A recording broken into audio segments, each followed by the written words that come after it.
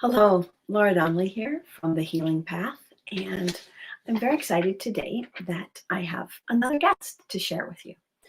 Um, these conversations are conversations I have with friends and colleagues across all areas of the healing path and in all modalities, people working in different ways, in different locations. And the important thing about healing for me and most of the guests that I bring on is this basic idea that all healing starts with the internal intention of self-healing. So we're doing what we're doing, and then we think, I really think this could go a little better, or it could be a little easier, or it could be just a little nicer. And that's the impulse that takes us into the first step into a journey of self-healing. So my guest today is Stephanie Thoma, and I will bring her on with me to this broadcast, and she will tell you a little bit about herself, and then we'll just talk about loneliness in the world and how we can heal that. Hi, Stephanie. Hi, Laura. Thank you for having me. I'm so excited, and I was so happy to meet you, like online, in this kind of strange world we're living in. But it's I have found I have more contact with people online than I do with people in person. And a few months ago, actually, I just went to my husband and I said, I'm lonely. And he said, how can you be lonely? You're talking to people all the time. Mm. And I said, yeah, but a virtual coffee date is different than a real coffee date for me. So how did you discover loneliness, pick loneliness, work with loneliness? Yes. Okay. So I'll first introduce a little bit of context. So my name is Stephanie Thoma. As you said, I am a leadership and life coach and hypnotherapist. And my book is called Confident Introvert. And it's a book that has to do with transforming your experience with networking for business and career purposes. But a big part of the book is actually touching on this different elements of worthiness and how we connect with other people. First, having a sense of knowing and rootedness within ourselves. And yeah, the point you bring up about loneliness, it's one of those universal experiences. It's such a paradox that oftentimes when we feel lonely, we can also feel like, oh, we're the only one that feels lonely, when it is so universal. It is such an interesting relationship to ponder, which is why I like to be forthcoming about my experiences with having felt a deep sense of loneliness and a sort of estrangement from myself and other people, because now I do feel such a sense of healthy connection. But it wasn't always like that. And sometimes we go through phases and cycles. And to your point, what you brought up about this idea of being on Zoom call after Zoom call and still feeling lonely, there are a couple of key reasons for this. One of them being that, let's say, if we typically would be greeted or even part ways with a hug, we're now missing that sort of visceral release of oxytocin that we get from having those hugs that would happen. I know I've spent a lot of the recent years of my life in San Francisco, California, and it is certainly more of a hugging community over there. So yeah, we're getting fewer hugs these days, unless, let's say, we're in a household that is very huggy, but not everyone is. And there's also this idea of depth over quantity, right? Quality over quantity. So when we are having these conversations, when we're engaging in different chats, are they deep? And if they are deep, does it feel replenishing or does it feel draining? There are so many factors to consider as we embark upon both establishing and maintaining relationships online. That you bring up a lot of really interesting things. And many families are having to sustain their familial relationship online because they're living in different parts of the country and traveling isn't as easy to have happen. And well, and then there's just the whole Zoom thing. How present are you?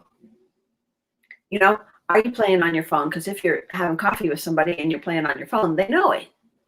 But on Zoom, if you're sneaky, you can play on your phone, but not really, because then your eyes move away, right? And I really like the idea about depth. I think that has a lot to do with it. When you have really good friendships that go deep and are deeply connected on many levels, you can sustain that with physical contact and without. So did you go through a period of where you were really lonely? Yes.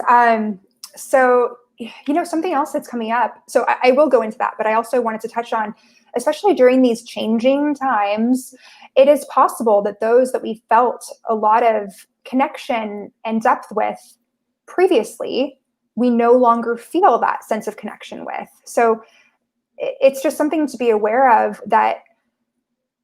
that connection looks different now, and we are changing at an accelerated rate. There's, some people are doing more or less internal work, and that changes how we engage with others. So yeah, what I've heard from many of my clients right now is that, let's say it's been 9 months since March 2020, but it feels like years. And there's a lot of growth that can happen in years, a lot of experiences. And maybe we haven't had experiences in the traditional sense, those external to ourselves, but we certainly have had such an opportunity and sort of a forced period of prolonged and deepened introspection. So yeah, when it comes to loneliness, there can be loneliness in that in between, right? Where we are changing, and the people that maybe we used to fit well with, we no longer feel a deep sense of understanding with. And it's sad. Sometimes it's sad.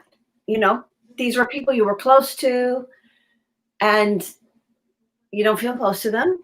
Now, I have used this time to try and reconnect with people from many different periods in my life, and I've had quite a bit of fun reconnecting with people I knew a long time ago. But then every once in a while, somebody will pop up on my phone that I used to see 3 or 4 times a week. And I don't see them anymore because we aren't doing those things out in the world where we would run into each other. And I'm like, oh man, I didn't see them. I didn't even think about them. And then I think, well, that's pretty brutal. That's pretty sad.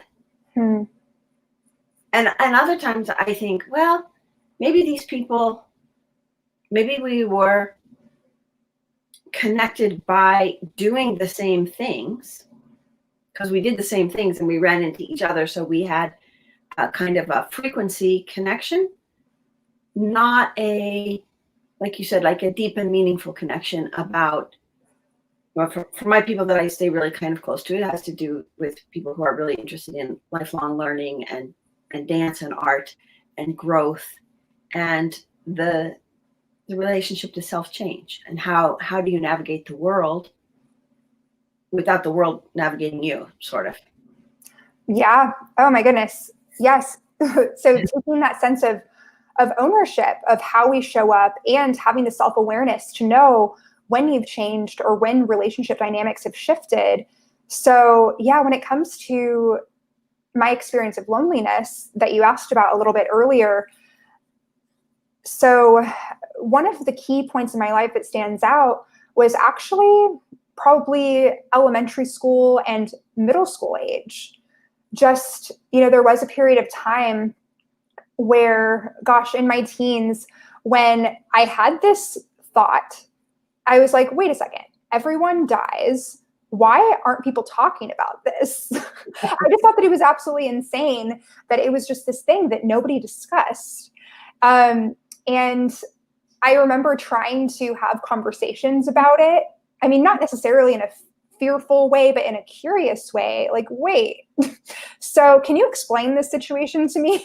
And I remember being met with this idea of, oh yeah, you just don't think about that. So that didn't really go over very well with my teenage self.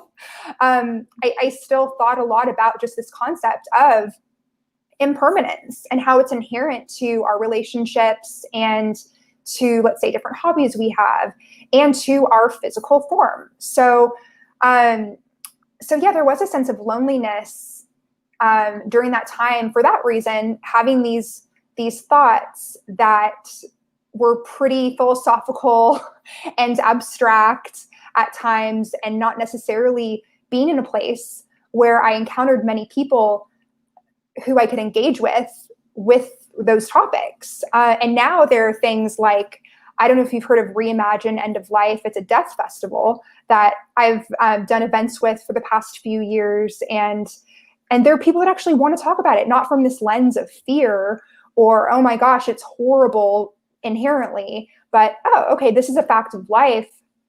Let's not use it as a catalyst for fear, but rather as a catalyst for ensuring that we're intentional with how we spend our time. Right. I agree. And even now, in what's going on in the world now, I find a lot of people not really willing to talk about it. Every once in a while, I say, I'm getting myself a T-shirt that says, "I'm dying, aren't you?" And the answer is yes. And I said, well, tell me anybody who gets out of here alive. Well, we're living and dying. It's both. Yeah, and we have hundreds of cells that die every day, and some hairs fall out, but new hairs grow, and it's a cycle, and so I'm just kind of like, well, but like you said, when you have these thoughts and you're thinking in this certain area, and the people that you spend most of your time with aren't thinking about that, you feel kind of outside things. And my other one was when I was dancing a lot. We would go out after class, and everybody wanted to talk about what they were eating, what they had eaten earlier in the day, and what they were going to eat the rest of the day. Small talk. And at one point, I'm like, I gotta find some other friends who talk about something else. And so then I ended up with musician, choreographers and composers, and suddenly, painters, people who made stuff, and suddenly I'm like, oh, these are my people that I have something in common with, more than those other people, even though as a dancer, I spend hours in the studio. So like you said before, I think that sometimes our activities put us in contact with people that aren't really people that we have a real deep relationship with. Like in high school, it's just an accident what high school you go to, where you live, and all those people you go to school with. And I think if you make some good friends through there, that they stay with you your whole life, that's a really kind of bonus, wonderful thing. But yeah, I will say for me, being on the cross-country team, I found a lot of resonating core values, and yeah, it's one of those situations where right now I'm currently living in New York, and one of my high school cross-country buddies, we were able to have lunch the other day, and it's been a while, and we were able to just kind of pick up where we left off and catch up. And of course, our lives look a lot different now than they did in high school, but it was really nice. And not all friendships, I think this can be different for different people, but there's something about having a sense of security. And let's say at some points in our lives, we have relationships that are closer and more physically present or more tangibly present, where we're getting messages often. And then sometimes there are periods of time where we're not in as close contact, let's say, with a given individual, but it doesn't mean the relationship is dead or the relationship is over. It can just be taking on a new form. And it's possible to, let's say, revisit that at a current point in time, a later point in time. And one piece of advice that I would give if someone listening is feeling lonely is to to imagine that perhaps other people or the person that you'd like to be in contact with that isn't reaching out to you is feeling the same way. And like, how would you treat other people if you knew that they felt the depths of loneliness in the way that you feel it, even if it's not entirely true, because people do have different emotional experiences. But certainly during this point in our lives, we may be a little bit more self-focused and be very consumed with our emotional experience, things that are happening or are not happening, and expecting others to perhaps be the person to reach out and ask, is everything okay? When maybe they're fighting their own battle. So if you want connection, even if there's a fear of, oh my gosh, maybe they won't answer, maybe they'll reject me. You know what? Maybe they won't answer, but it doesn't mean that you're not friends anymore. It could just mean that they're deeply depressed and need more time and space to get out of that sort of loneliness. It depends on the level at which they're experiencing it. Also, you don't know how anything is going to land with somebody. And, maybe you send a message and a photo, and it was just the thing they needed to see that day. And maybe they don't have the energy to respond for some reason. And then I don't always have the energy to respond. I mean, I've been sending out, I've been going through everything. And I found my Rolodex from 40 years ago, because like nobody even knows what a Rolodex is anymore. It's like it was your address book in a bunch of cards. And I had moved it with me from when I moved out of New York, and everywhere I went, I kept it. And I finally went through it, and I divided everything into people I wanted to contact, people I was still in contact with, and then there was a section of people who had passed away. And so I said, well, I better take those out of my address book, my Rolodex. And so then I started contacting the people I had kind of fallen out of contact with. And then I started getting back a bunch of letters. And it was like really fun, email letters and stuff. Well, I have to send paper letters too, because I don't have any email contact with them. I don't have a phone number for them. So then I send a regular postal mail. I think that's great. The art of letter writing, it's so nice. I mean, as long as you take the extra care to have legible handwriting. I know that's a little bit more difficult these days than it was when we were more regularly writing. It was. And I mean, I wrote when I was in sixth grade, after sixth grade, my sixth grade teacher moved. She went into the Peace Corps or something like that. And we started writing letters, and she and I still write. I mean, it's been like more than 50 years, I guess 50 years since I was in sixth grade or something. I can't remember. But recently she was going to move, and so she cleaned out everything. She sent me back all these letters that I had written to her. She said, maybe you would like these for, and it's my little self, my sixth grade self, all the way. And so it was really amazing. And I sort of think this is this is funny. Loneliness for me is kind of associated with loss. And this kind of written history over time, this is being lost in the digital age. And I hadn't thought about that. I hadn't made that connection in terms of loneliness and loss. And now you did say something earlier that I wanted to touch back on, which has something to do with yourself, healing yourself in the first step of healing loneliness, your relationship with yourself. Yeah. So more about that. Definitely. So I remember being asked the question growing up, who's your best friend? And feeling like the answer that felt truest for me was myself, but feeling weird about that. And thinking, if I'm my own best friend, is that selfish? Is that self-absorbed that I'm considering myself kind of like a person outside of myself? And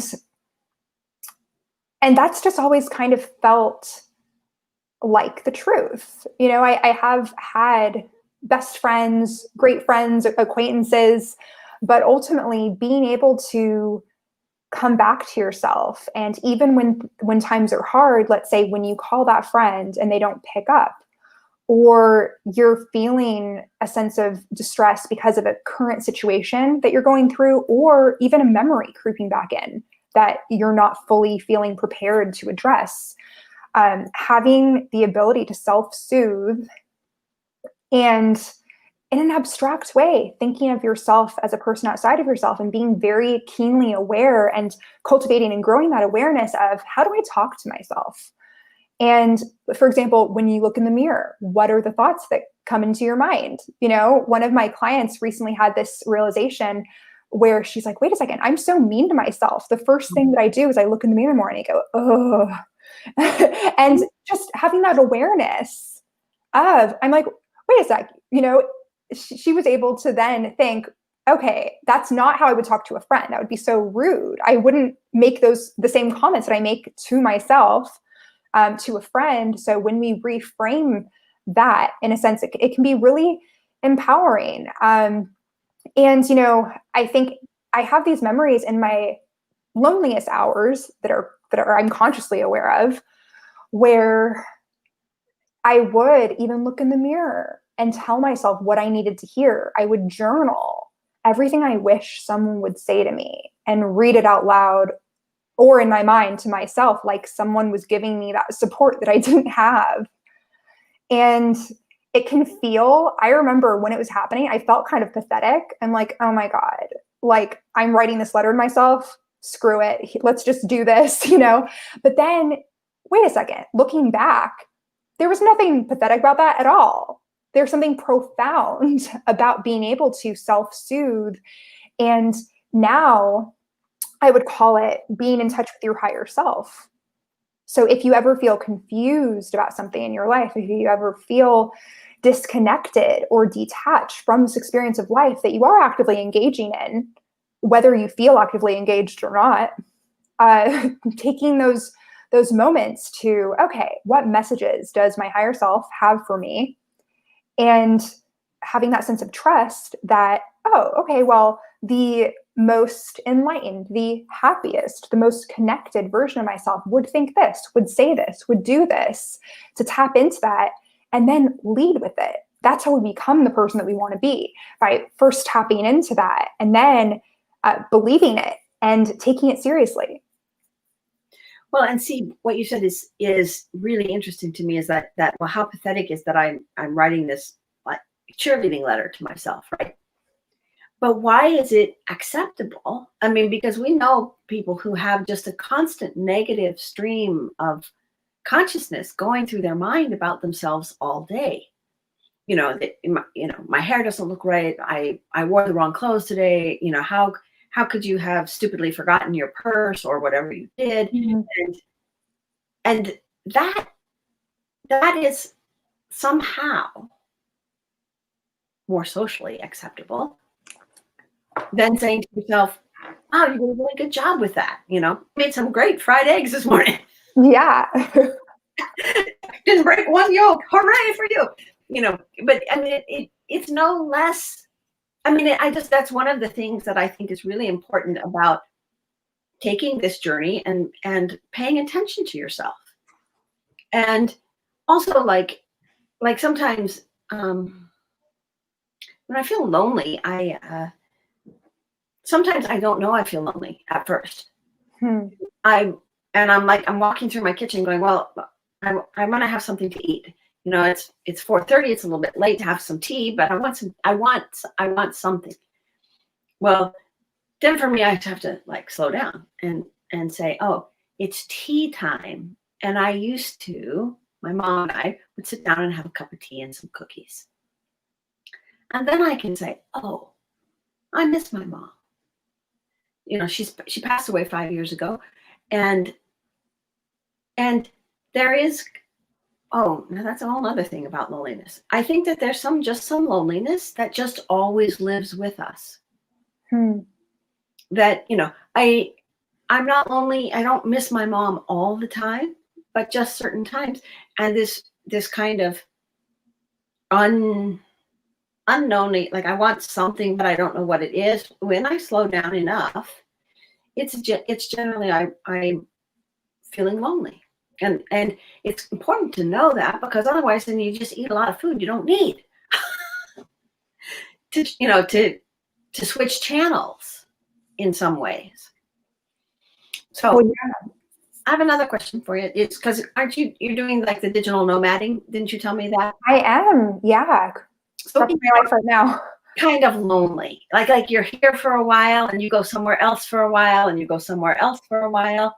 Yeah. So yeah, where I was living, so I was in San Francisco for 5 years and cultivated a really wonderful sense of community and friends, and and yeah, have been nomading, kind of unplugging from that situation that actually over the past 9 months hasn't even been what it was really, and deciding, all right, I don't have in-person events on the calendar for the first time in a long time. I'm physically able to do this. So yeah, I spent a month in Boston, and right now I'm in New York, and I'm viewing it as a tour where I get to get a taste of different places and see where I may want to like plant roots and call where the next home is. But during that process, I'm really mindfully internalizing a sense of home, that wherever I go, there will be, let's say, a sense of community, maybe in the form of virtual events, um, or perhaps meeting up for socially distanced meals or walks, however it makes sense at the certain time that we're in with this whole situation. And there certainly has been a sense of loneliness at times.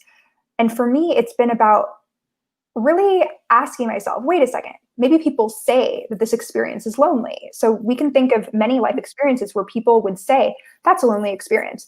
But then we need to ask ourselves, wait, but do I actually feel that way? Am I following this narrative of, oh, this is lonely, I should feel this way for the sake of doing or feeling what is normal or expected? Or, so there's something for me about going to different places, not forever, but for this certain point in time, that for me feels not necessarily lonely in every respect, because I'm getting better acquainted with myself and how I interact with different environments, different climates. And again, going back to the whole point of, okay, who's your best friend? If you're able to authentically say yourself, and this isn't to say that you're excluding the possibility of other friendships and that you're your only friend, but if you're able to say, okay, like me and myself, we're on really good terms and I'm there for her, no matter what, maybe we have our hard times, but, so does that answer your question? Yeah, no, I think it's really interesting. And so then you kind of started your nomadic journey kind of in the middle of COVID, or? Yeah. That's pretty adventuresome. Yeah, there's never going to be a perfect right time for something like this. And I know it depends on the person you ask. And, if you ask me, it's both the perfect and the least ideal time all at the same time. I love it. It really depends on the way that you look at it. It's flip sides of the same coin in the same experience. I think that's really important too. And the same thing with loneliness, in terms of all types of solitude are not lonely. Mm-hmm.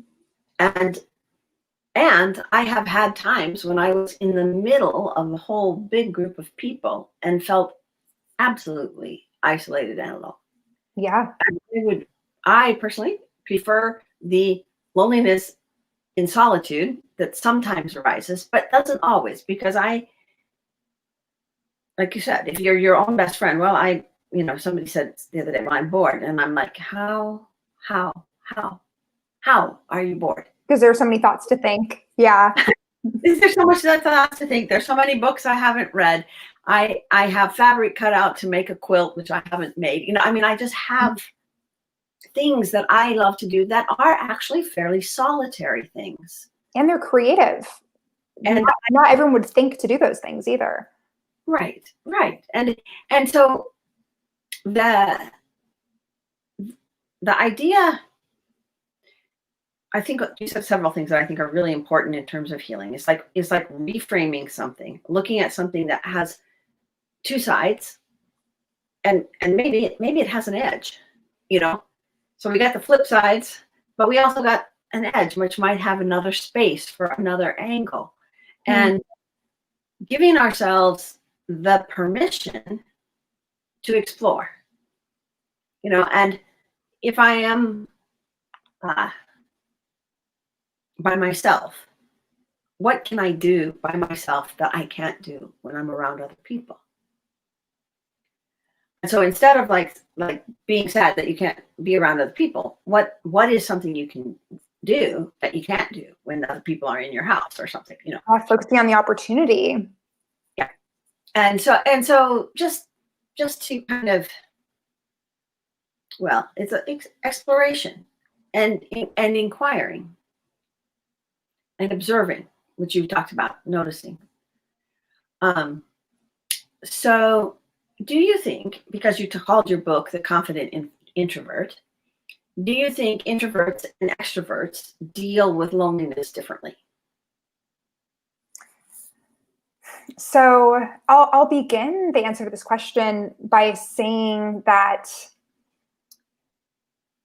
it seems as though, from my experience, that regardless of how you are in the world, if there's an instance that, let's say there's a profound loss, let's say that you're depressed, or there's something that happens in your life, people oftentimes advocate for this more stereotypically extrovert way of dealing with it, which is, oh, you need to get out. You need to hang out with people, engage.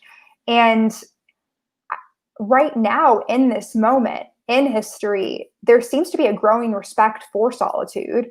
And more people, introverts and extroverts alike, we are social beings. However, we are also primed to have solitude, having at least moments of it. Now that we're not in those caveman days where we need to be on high alert because we're prey, that isn't necessarily how most of us live, right? So we do have the availability of more solitude, and yeah, so to go back to your question about, do introverts or extroverts handle solitude differently? Stereotypically, it would appear as though, oh, introverts need it and extroverts don't. But I don't buy that. We're all on the spectrum of introversion to extroversion. Extroverts getting their energy from socializing, introverts getting our energy from solitude. And having some solitude allows us to create things. So that could be something artistic. That could be writing a song, writing poetry, painting, reading. There are so many solitary activities that give so much color and depth and perspective to our relationships. And if we constantly are seeking to connect with people and learn about them and learn their stories without doing that sort of inquiry work within ourselves, then conversations that we have can fall a little bit flat. And of course, other people can be highly inspirational, not saying that's not the case, but there's so much to be mined within our inner worlds, and certainly our subconscious mind. So I do view personality as being a spectrum. And over time, it is possible that, let's say if you took a Myers-Briggs test, that you, let's say, were 60% introverted, 40% extroverted. That's typically around where I fall. Then maybe you could take it a few years down the line, and maybe it's now 70-30, or it can shift. Personality is one way that we can categorize people, one way that we can make sense of the world through a sociological lens. However, when it comes down to the essence of a person, personality is superficial. I remember when at one point I was like, thinking about stuff and myself. I was a performer, right? I danced on stage and everything. And everyone imagined that I was an extrovert. So I thought I was an extrovert.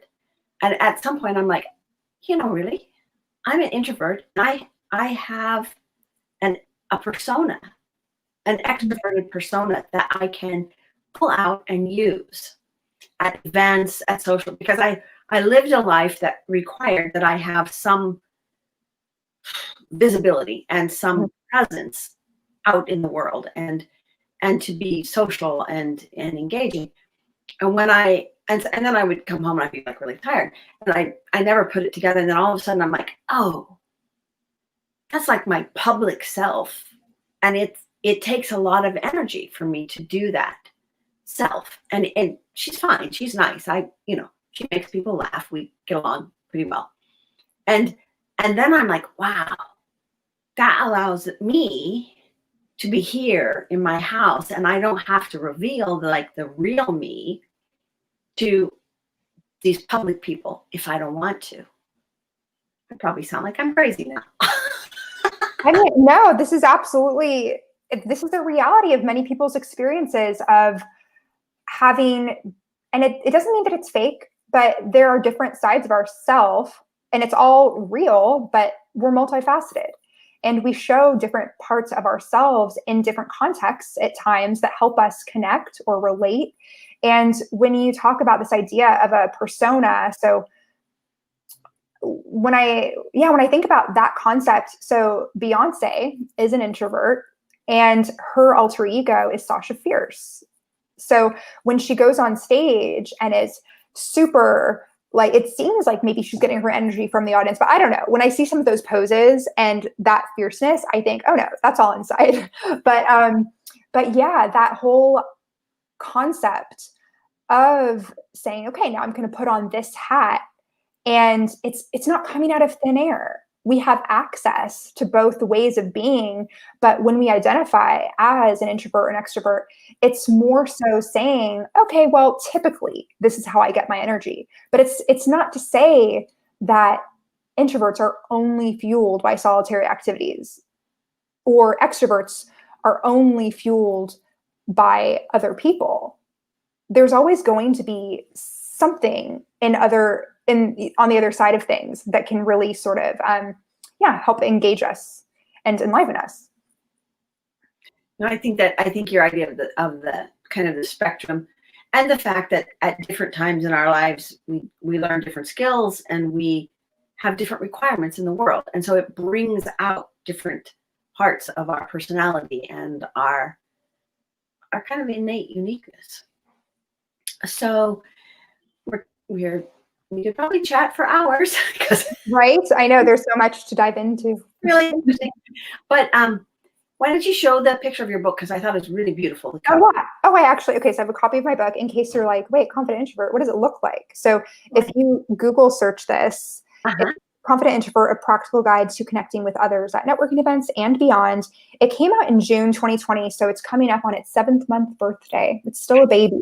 And I highly encourage you, if you want to get the ebook, you can get that exclusively on Kindle. If you want a paperback book, I love my paper when it comes to books, then definitely you can search on Google, and it's carried at a bunch of mainstream and commercial and independent online book retailers. And eventually it will be more readily available in person. So, oh yeah, I have a friend, he released a book recently, and I'm kind of wondering if he's doing virtual book signings. I mean, I actually, in July, I did a socially distanced book launch event with drones.